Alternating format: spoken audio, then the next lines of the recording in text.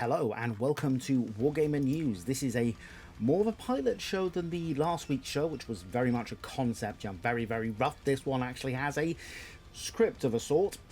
Anyway, so we're going to crack on with it, and the first thing we're going to do is we're going to look at the biggest contributor to our market, which is Games Workshop. So we'll just pull up some images here, and the first big news is mostly 40k this week, is that we've got more combat patrols on their way for the game. The first one is Tau, which is very much based around, it seems to be a stealthy thing. We've got some stealth suits and a ghost keel, as opposed to the previous boxes, which were very much based around the crisis suits.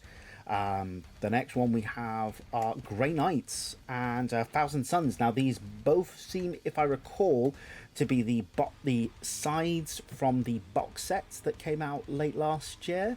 I'm pretty sure it looks to be very similar.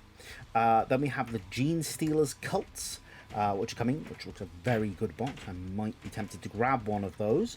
And finally, good news for Heresy fans. They get something they can use as well with the Adeptus Custodes box, which includes Sisters of Battle as well. So that is a nice looking box then. Now, our Aeronautica Imperialis fans, which includes me, although not so much for the Eldar, but I prefer my I prefer my Tau, will be pleased to know they're getting two new aircraft: the Vampire Raider, shown here, and the Vampire Hunter, just there. But they're both going to be forged weld resin, which is pretty good, but not as good as plastic, I think. Then we're going on to the Eldari Autarch model. Now we're getting this in a forthcoming box set, and we got confirmation, as rumoured, that it's 100% compatible with parts from the current plastic Autarch, which gives you a lot of customization options if you have both of those models to make two different ones with both a male and female body. We've got a few bits from the forthcoming season book for 40k, Vigis alone, which will contain a codex supplement for the Order of the Bloody Rose for Sisters of Battle, which is a little bit of an odd one because there's lots of different books now that you need for Sisters of Battle. It's getting a bit confusing. And there's also an All-Phobos Army of Renown for the Space Marines. So that should be... Some people are excited by that, others not so much. And many a 40k player quaked with fear when the rules for the new Storm Surge Pulse Blast Cannon were revealed. Previously one of the weaker options in the Tau army list is now getting good with a 24-inch focus shot, which is heavy 2, strength 16, AP -4, and damage 12. I just want to point out that I actually built and painted this late last year, before any of these rules were announced. So, I'm not simply jumping on the bandwagon here. I have one previously when it was bad. So, yeah. So that should be fun. Okay, so moving on into other companies, which are probably some of the more exciting news. Warcradle, the company that is run by Wayland's Games, have unveiled a new terrain set, the Augusta Industrial Terrain, designed for their Mythos set. I can see that fitting right in with games of Malifaux and the other side, maybe even some Wild West Exodus. It looks pretty good, that turn of the century type of, late last century type of look. Yeah, I could definitely see that for there. So it's pre-coloured as well, which means it just needs assembly before you let the tentacles of the eldritch thing sort of all over it. Now, moving on to the next item, it's a board game, but if you're a fan of escape rooms, Cosmos have been running these escape games for quite a number of years now, and this next one is a licensed one, the Lord of the Rings Shadow over Middle-earth, which is a title, coming out later this year. These are really good games. I've played a couple of them before. They're a lot of fun. They have an excellent reputation, and I think this is an early contender for a Christmas present for my sister-in-law. Yeah, I'm thinking ahead that early. And then we've got some new models so going on pre-order for Conquest from Parabellum, the Mounted Squires for the 100 Kingdoms. I'm a bit of a sucker for knights and the old school Bretonian vibes for these ones. More modern models, well, could be. I'm not supposed to start any new games. I'm not allowed. I've not got the room. These, on the other hand, Black Scorpion, they're new mercenary models. They look really nicely. They'd slot greatly into some games of Mordheim, Frostgrave, and Saga, among others. And speaking of Saga, I'd be remiss if I didn't mention the Lycians coming from Gripping Beast. I saw these in a Saga group earlier this week, and they made me raise my eyebrow. That was both. I meant to do. I did it properly, actually. Megan commented, teal style. No, I'm raising both of them now. 3 packs available of Metal Minis. The Command, which is pictured here, Advancing and Attacking. So I do fancy a Saga Warband at some point. I'm really struggling to find out what I want to do. First I see Vikings, I'm like, oh, Vikings! And then some Persians and Celts, and I can't make up my mind. These are very tempting. Anyway, I don't have a picture for this one, but the Legend of Vox Machina, the Critical Role cartoon, released their first trailer earlier this week, and it's fair to say a lot of geeks got very excited about that. A link to that will be in the description of the thing, so you can go and have a look at it for yourself. Simon releasing 2 new hero packs for Song of Ice and Fire, a game which is very, very popular. I think it helps that the show was very popular. It helps that the books are extremely popular, and it's a very deep world. And these contain the Stark. You got the Stark pack here.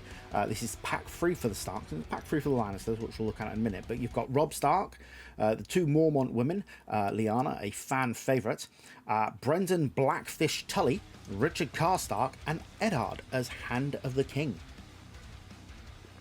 So we've got a few updated characters and a few new ones to the game altogether.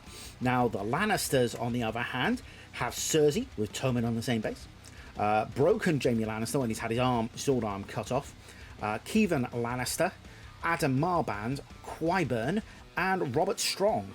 And you might be thinking, why Cersei and Tommen on there? They're not going to be very good soldiers. Well, the thing with Song of Fire and Ice is some of those models can be used, it's sort of used as backfields, improving stats and doing all sorts of other stratagems off the field. You might think, well, couldn't you just do that with a card? But then you wouldn't have a cool models paint, would you? And finally, Marvel Shadowlands. So Atomic Mass are bringing a new set of figures for Marvel Christland.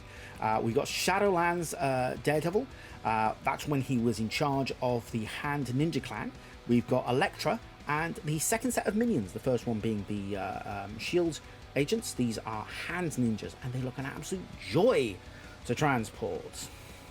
Shadowlands storyline is very cool. So if you want to play some thematic games, you can bring in Spider-Man, Kingpin, Heroes for Hire, Moon Knight as well, and they're all sort of in that storyline, so that's going to be quite cool.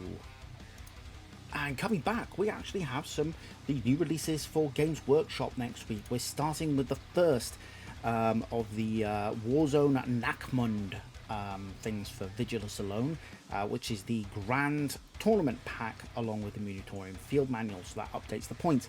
I must admit I'm a little bit, they only updated this late last summer, so I'm a bit annoyed that we're updating the points so soon. It just feels a bit, I don't know, it's just extra money you've got to buy, isn't it? And it's a bit annoying. Then we've got a Kill Team starter set, which contains, it looks like it's got a paper map there, to be honest. It's got your Orc barricades, the little barrier things, and the templates. You've got your 2 kill teams, your Orc commandos, and your Deathcore Krieg veterans. I'm not sure. It depends on the price for this one, whether it's going to be good value or not. I do fancy another lot of Orc commandos, and I do need more Krieg. I collect Krieg. But it depends on the price.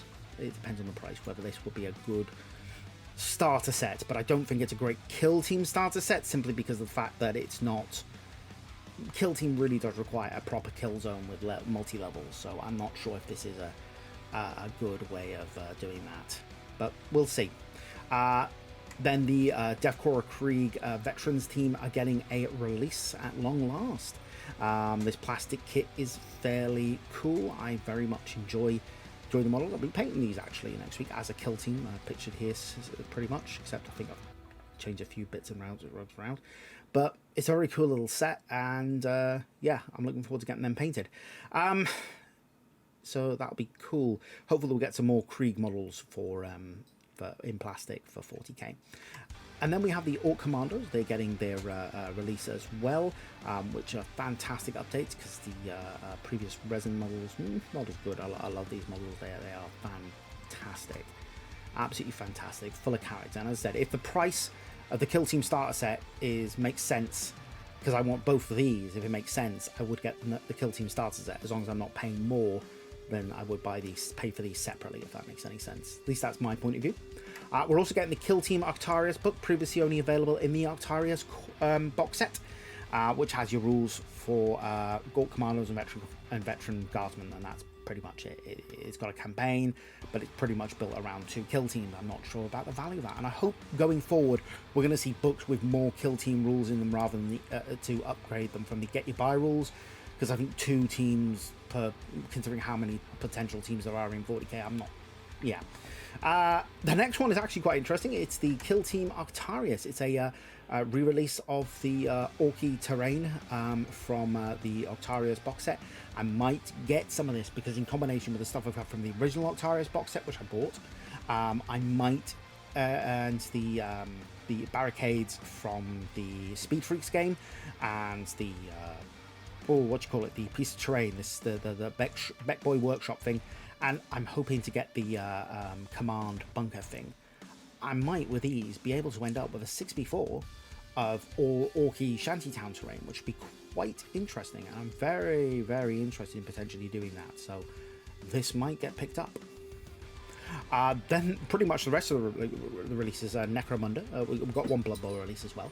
So we've got Hive Scum. So these are the plastic Hive Scum that we previously had released in a 12 pack, coming out in a 4 pack. I think this means they're going to be far less value, but it's alright. It depends whether you want to build a gang or whether you just want to have them being hired.